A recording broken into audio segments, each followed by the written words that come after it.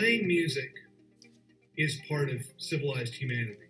Music is so important to us humans and has been for thousands of years, the last 20 of which have seen an incredible shift: online streaming music. What started out as music piracy became an $11 billion industry, making up 56% of global music industry revenues in 2019, and one company has become the clear winner globally in terms of paid subscribers. Spotify is where everyone is at.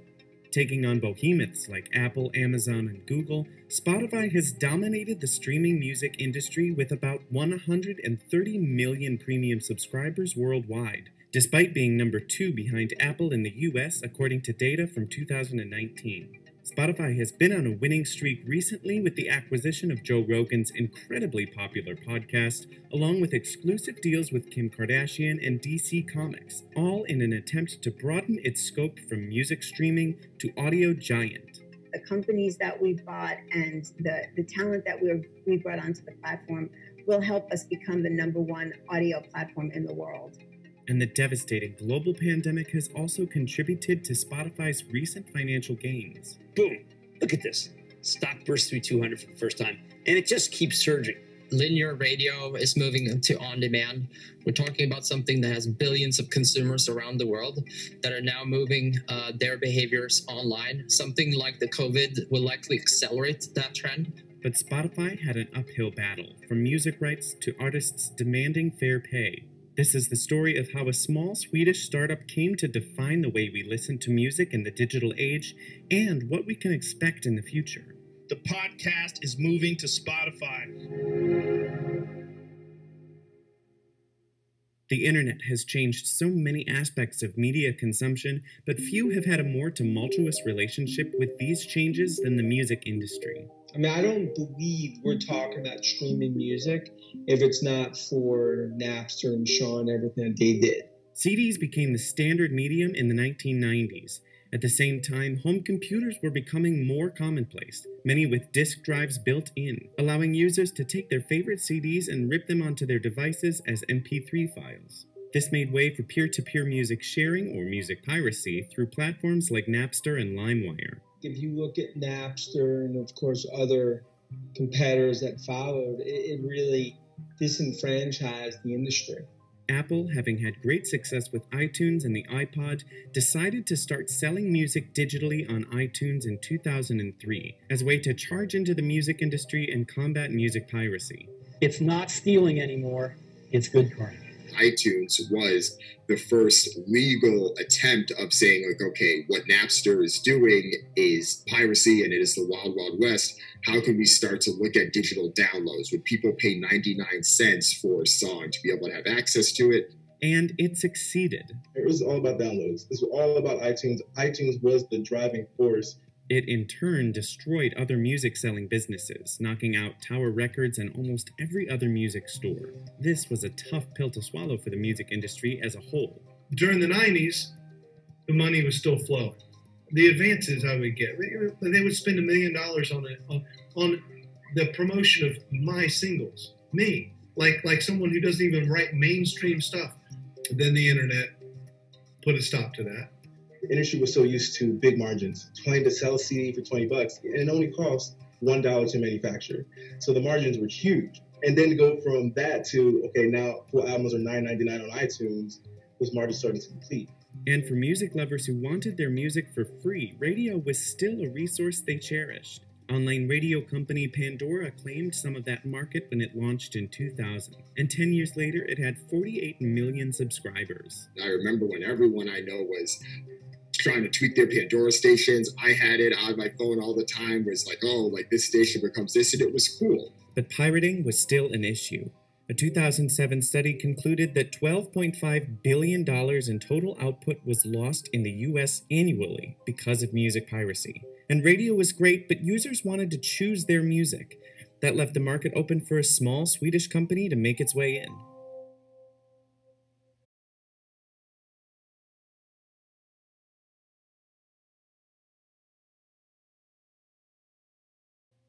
We want music to be like water everywhere. Spotify was founded in 2006 and made its way to the US in 2011. It started with an invite-only beta program for the free tier and quickly garnered favorable reviews. But it faced an uphill battle to the top. It was getting the rights. It was convincing subscribers to get onto the platform. These were extremely difficult times for Spotify to make sure that they were able to nab the content, especially at that time. One reason for the company's delayed entry into the US market was because of music rights. It's a complicated business that cost Spotify $9.8 billion between its launch and 2018. They made a risky bet at the time. They're like, well, we know we're going to lose money, but that's what we're going to need to do if our investors support it. For music rights, given the price, given content. Once we acquire that content, it's the carrot and the stick approach. In terms of subscribers would come. Clearly, the company was onto something, and that piqued the curiosity of some major brands. Now it seems every major tech player has its own music streaming platform. Apple dropped iTunes and created Apple Music. Amazon created Amazon Music. Google created Google Play Music and then YouTube Music. Jay-Z even formed his own service called Tidal, which focused on professional sound quality. But Spotify kept its spot at the top thanks to its freemium model, where users can listen for free with ads or pay for a subscription without ads. We believe in a true free service. We believe in something where the user knows that they can go back month again and have access to their music. By the end of 2019, Apple Music had 60 million paid subscribers worldwide. Amazon Music had 55 million subscribers worldwide, nearly all of which were paying subscribers. Chinese company Tencent had 39.9 million paying subscribers, while Spotify had 124 million paying subscribers. It was about free going to premium. Conversion was key, and I think Spotify was really the one that started that. Platforms like Apple Music are more exclusionary, forcing customers to pay after their free trial is up. Apple even tried to kill Spotify's free version back when Apple Music launched. Free just makes sense for customers, which is a major reason why Spotify is so popular today.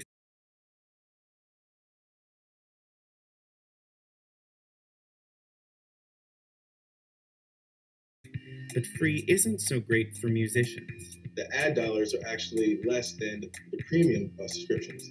For Apple Music, Tidal, those platforms, you get your free trial, but you have to pay. So it's a hard pill to swallow when you're looking at your statement saying, dang, Apple Music, should I focus my energy on Apple Music because this is where the money is? Or do I still go with Spotify because that's where the users are?